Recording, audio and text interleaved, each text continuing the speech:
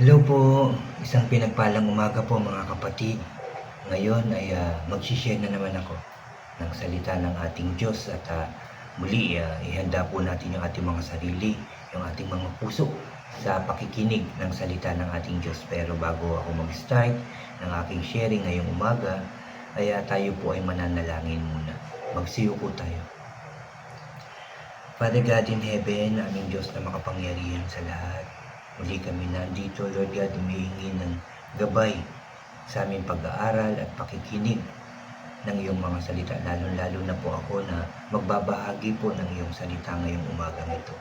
Samahan mo po rin ako, turuan mo po ako, Lord, para lahat ng aking sasabihin ay galing lamang po sa iyong salita, O Lord. Lord, buksan mo po yung aming mga puso at isipan para talagang maintindihan namin ang iyong mga salita at maisabuhay namin ito, O God. Lord, kiniklaim namin na tagumpay ang gawain ito dahil naniniwala kami na narito ka sa kalagitnaan namin, Lord God. Dahil sabi mo po sa iyong salita na 2 o 3 na nagkakatipon, nandyan ka sa kalagitnaan, Lord. Kaya nagpapasalamat po kami, Lord God, sa napakagandang opportunity na to na kami makakapakinig na naman, makakapag-aral ng iyong mga makapangyarihang salita. Lord, muli ka namin pinupuri, pinasasalamatan, sinasamba ka namin sa tanging pangalan na aming Panginoong Hesus na aming tagapagligtas. Lahat tayo ay magsabi ng Amen and Amen. At ito po ang aking channel.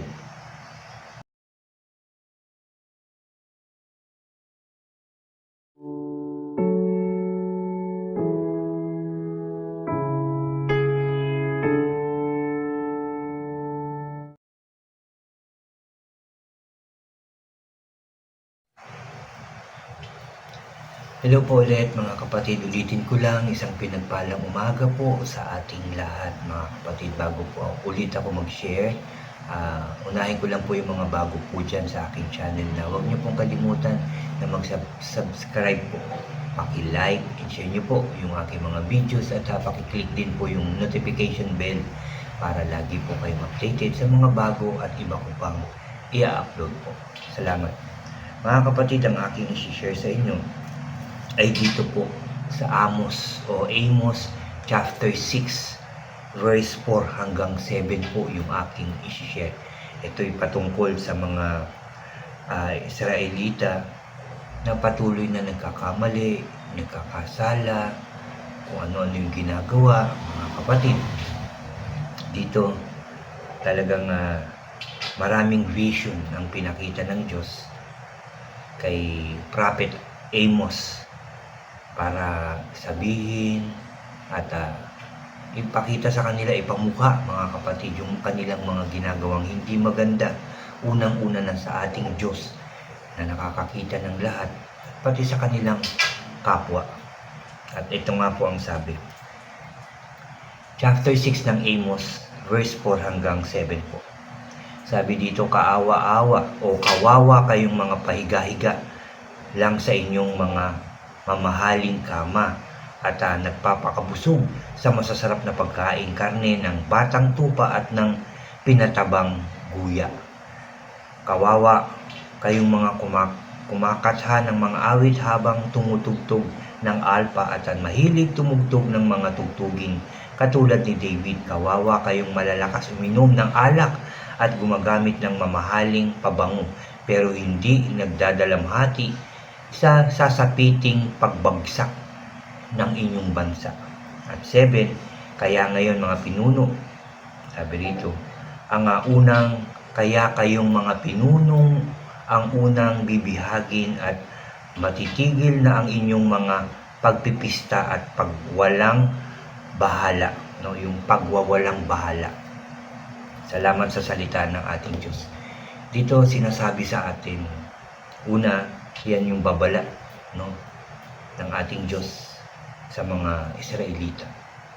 Yun nga yung pahiga-higa lang, paisi-isi lang yung buhay, walang ginagawa, kain dito, kain dun, parang pagpapayaman lang ang iniintindi, walang pakialam sa ibang tao o walang pakialam sa lugar o bansa. Na sabi nga dito yung yung pagbagsak ng inyong bansa, yung sasapitin yung mangyayari, walang pakialam. Patungkol din ito, sabi dito, kaya kayong mga pinuno ang unang bibihagin at matitigil na ang inyong mga pagpipista at pagwawalang bahala. Leader, ang sinasabi dito, yung mga namumuno, kayo, sabi nga, ang unang bibihagin. Matatapos na yung pagpipista, yung mga kasiyahan na ginagawa, at yung mga pagwawalang bahala. Reminder, babala ng Diyos. At ngayon yan din ang sinasabi sa atin, na huwag tayong maging paisi-isi, huwag pahiga-higa, pakain-kain, papasyal-pasyal lang na walang pakialam sa kapwa o sa nangyayari sa ating bansa o sa mga ibang bansa, na kung ano-ano na yun nangyayaring kaguluhan, mga kapatid. Dapat magkaroon tayo ng pakialam. Huwag tayo magpaisi-isi sa ating buhay, lalo-lalo na ngayon na nalalapit na ang pagbabalik ng ating Panginoong Hesus. Kaya, reminder sa ating lahat, mga kapatid, na unahin natin ang Diyos bago ang lahat. Ulitin ko lang, paparating na, pabalik na ang ating Panginoong Hesus para kunin yung mga kanyang pinili, yung mga para sa kanya, yung mga naging tapat sa kanya, yung mga naging masunurin sa kanya. Ngayon, kung kampante ako, kung kampante tayo, na okay lang yan, matagal pa naman, kain, inom, pasyal, payaman, sige lang. Pagbasa kang Bible, di muna, okay lang yan, matagal pa. Attend ka ng Bible study, no. Marami akong ginagawa, busy ako. Church tayo, next time na. Puyat ako eh. Hindi ako nagigising ng maaga. Yan yung mga sinasabi. Walang pakialam. Easy lang ang gusto sa buhay. Pero marami namang pangangailangan, pero easy pa rin ang buhay, no? Maraming pangangailangan, minsan trabaho, minsan pambayad, minsan yung sakit at karamdaman, minsan yung mga problema sa sariling pamilya, pero wala lang, easy pa rin ang buhay. Walang iniintindi. Pabayaan mo sila, minsan ganun ang pananalita. Hayaan mo sila. Basta ako, higa muna ako, matutulog muna ako. Kain lang ako. Para lumakas yung katawan ko. Mga ganyan. Para saan ang iyong ginagawa? Para kanino yung iyong ginagawa? Para sa'yo lang? Para ano? Dito ulit, no? Talagang reminder ito sa lahat ng tao. Pati sa akin, reminder ito ng Diyos na huwag maging paisi-isi sa buhay. Magmahal, magpatawad, magpakumbaba. Ibig sabihin, mahalin natin yung ating kapwa. Kahit hindi pa siya kamahal-mahal, tayo nga, ako nga. Diba? Hindi naman na karapat-dapat mahalin ng Diyos dahil makasalanan, pero mahal pa rin niya ako. Mahal pa rin niya tayo. Tinawag pa rin niya ako para makilala siya. Para malaman yung kanyang mga salita. Para malaman yung kanyang plano para sa akin. Ganun tayo kamahal ng Diyos. Kahit patuloy tayo nagkakasala. Mahal na tayo. Magpatawad sa mga tao. Kahit gaano kalaki ang kasalanan, patawarin natin. Tayo nga, di ba? Pinatawad tayo ng Diyos sa pamamagitan ng Panginoong Hesus. Di ba? Pinatawad tayo sa mga kasalanan, kaya dapat din tayo magpatawad. Magpakumbaba tayo. Kahit ano pa yung nagawa niya, kahit siya pa may nagawang kasalanan, mali, pagkukulang, tayo yung magpakumbaba, lumapit, at ipag-pray siya. Huwag natin isusumpa yung kapwa natin. Baka sa atin yun bumalik. Diba may pag-aaral tayo tungkol dyan na sinasabi ng Diyos na huwag tayong susumpa, diba? Kasi baka sa atin bumalik. Dahil hindi siya karapat-dapat dun sa sumpang yun. Sa atin babalik yun. Kaya dapat ang sasabihin natin yung puro pagpapala. God bless you. Kahit marami siyang ginawa, God bless you. Kahit may sinabi siyang masakit, God bless you. Pagpalain ka ng Diyos, palakasin ka, bigyan ka ng biyaya. Kasi, di ba, sa pag-aaral natin, kung hindi yung karapat-dapat sa Kanya, sa atin mapupunta ulit yung sinabi nating pagpapala, blessing sa Kanya. Kaya, mas mabuti nang sabihin natin yung maganda yung puro pagpapala ang ibibigay sa kanya ng Diyos. Kesa naman yung sumpa, di ba? Baka yun ang bumalik sa atin. Lahat na, puro magaganda, God bless you, patawarin ka ng Diyos sa iyong mga kasalanan. Ganyan na sabihin natin. Pagpalain kayo ng Diyos sa inyong buhay, sa inyong business, sa inyong trabaho. Maging masaya kayo ng iyong pamilya, di ba? Kasi kung hindi naman karapat-dapat yun sa Kanya, sa atin babalik yun. Kaya wag na tayong magsasabi ng hindi maganda. Kaya dito, sa Amos, mga kapatid, chapter 6, huwag magpaisi-isi. Huwag natin, sige, hayaan mo lang sila. Sige, hayaan mo lang sila. Okay lang yan. Huwag tayo maging ganun, mga kapatid. Ipanalangin natin ang bawat isa. At kikilos din tayo. Hindi pwedeng, di ba, hindi pwedeng yung pray lang, walang kilos, walang gawa. Simba lang, wala rin gawa. Basa lang, hindi naman sinasabuhay yung salita ni Lord. Nakikinig nga pero parang labas lang sa tenga. Di ba pagbabaliwala yun sa salita ng Diyos at mismo sa Diyos, di ba? Binabaliwala natin yung sinasabi niya. Kaya ulitin ko lang mga kapatid, huwag tayong magpaisi-isi sa buhay. Huwag maging kampante sa ating buhay. Nakakala natin okay na tayo. Akala natin ligtas na tayo pero hindi pala. Kasi napakarami pang pinagagawa ng Diyos sa atin. Huwag tayong magpaisi-isi. Isipin natin mabuti yung buhay natin, yung buhay ng ating mga mahal sa buhay. Sila ba ligtas na? Sila ba totoong nakakilala sa Diyos? Sila ba'y totoong sumusunod sa ating Diyos? Nasa puso ba talaga nila ang ating Diyos, ang ating Panginoong Hesus? O binabaliwala lang? O easy-easy lang muna? Diba? Tingnan natin, evaluate natin yung ating mga sarili, yung ating mga mahal sa buhay, yung ating mga ginagawa. Baka akala lang natin simba, nagsisimba naman ako, nagbibigay naman ako sa church, nagbabalik ako sa biyaya, sa pagpapalang binigay ni Lord. O tapos ano pa? Wala na. Okay na yun sa akin. Sa tingin nyo ba, sapat na yun? Para sa akin, kulang. Diba? Hindi sapat kasi yung simba lang tayo ng simba. Wala naman sa puso. Hindi rin sapat yung nakikita kang lumuluhod, nakayuko ka. Pero yung puso mo ba, naka-bow down din sa ating Diyos? Talagang nakayuko rin, talagang ina-acknowledge ang ating Diyos, ang ating Panginoong Hesus, na siya yung tagapagligtas natin. O para lang makitang lumuhod ka at nakayuko ka? Di ba po? Dapat hindi. Dapat gagawa tayo ng maayos, tama.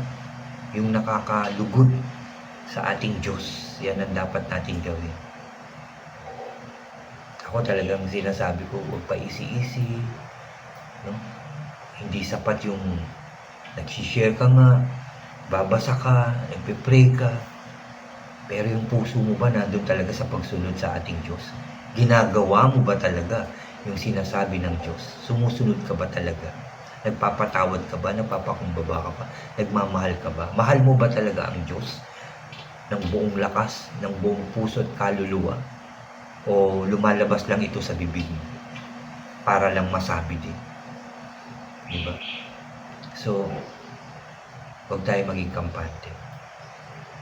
Marami na nagsasabi at nakikita natin mismo sa Biblia yung mga signs na babalik na ang ating Panginoong Hesus.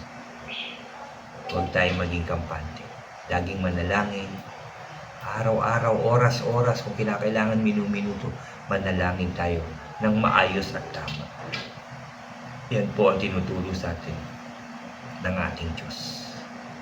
Magbasa at isabuhay ito. At ihayag din, i-share din ito sa ating mga mahal sa buhay at sa ibang tao. Yan ang ating dapat gawin at talagang ipakita o makita sa atin na tunay na tayong binago ng ating Diyos. Na tunay na tayo na born again. Nalinis na. Wala na yung lumang pagkatao. Bago na ngayon sa pamamagitan ng ating Panginoong Hesus. Salamat sa salita ng ating Diyos. Salamat sa pakikinig mo. Salamat sa salita ng ating Diyos. Muli tayong mananalangin mga kapatid. Kayo din galing sa puso.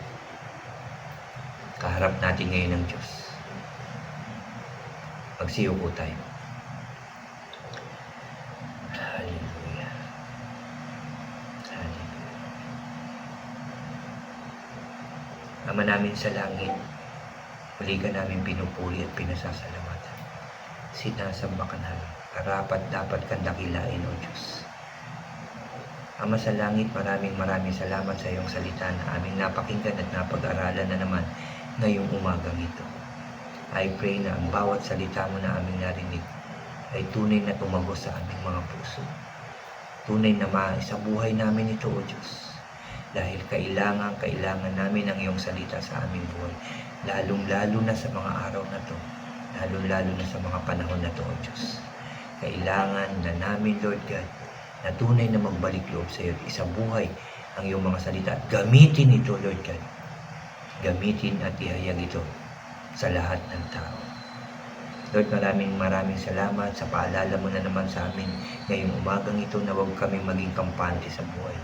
Huwag namin isipin yung pangsarili lang naming buhay. Huwag yung kain lang dito, higa lang dito, tulog lang dito, pasyal.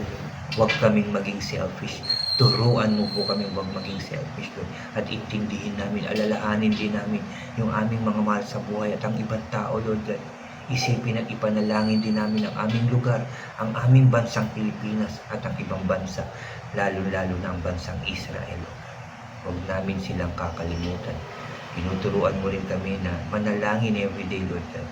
Manalangin na manalangin na manalangin hanggang sa bumalik na ang aming Panginoong Hesus. Salamat, Father God. I pray na, Lord, na mapatawad mo po kami, pakinggan yung aming mga paghingi ng tawad sa iyo. Pakinggan yung aming mga pagsisisi sa lahat ng aming nagawang kasalanan sa pagiging kampante namin ngayon. Lord, ngayon hindi na po kami kampante. Hindi na po kami paisi-isi. Kikilos na po kami, Lord God. Sa pamamagitan ng iyong salita, Lord God. Isa sa buhay namin ito. Iisipin namin ito. Aalahanin namin ito everyday. At isishare namin ito sa lahat ng tao, O Diyos. Tulungan mo po kami. Bigyan mo po kami ng wisdom and knowledge, O God. Bigyan mo po kami ng kalakasan ng katawan. Kasibagan, O God. Upang patuloy kami maghayag ng iyong mga salita. Upang, Lord God, humayo kami ng maayos, tama at tapat sa iyo. Dahil yan ang dapat namin gawin in Jesus' name. In Jesus' name. Thank you, Father God. At nagpapasalamat din ako. Kiniklaim ko, Lord God. Nagpapasalamat. Kiniklaim namin na kami bibiyayaan mo. Palalakasin at pagagalingin sa anumang sakit at karamdaman. Aayusin ang bawat bansa, O God. Simula sa aming leader, O God, sa aming presidente, pababa, Lord God, hanggang sa amin, sa mga leaders ng simbahan. Hindi mo kami pababayaan. Gagabayan mo kami, po-protection mo po kami, iingatan mo po kami, tuturuan mo po kami, Lord God, at pagpapalain mo po kaming lahat. Maraming salamat po, Lord, sa iyong kabutihan at pagmamahal sa amin lahat. Salamat po. Salamat. Salamat po sa katagumpayan ng aming gawain ito. Salamat, O God. Salamat, Jesus. Salamat, Holy Spirit. Muli ka namin pinupuri, pinasasalamatan, sinasamba ka namin. Sa iyo lamang ang pinakamataas na papuri at pagsamba sa matamis at makapangyarihan pangalan ng aming Panginoong Hesus na aming tagapagligtas. Lahat tayo ay magsabi ng Amen, Amen, and Amen. Amen po, Amen. Claim it, mga kapatid. Nadinig ng Diyos ang ating panalangin. Kaya matatanggap nyo ang lahat ng inyong pinagdasal. Salamat sa ating Diyos. God bless po sa inyong lahat. At God bless po sa ating lahat.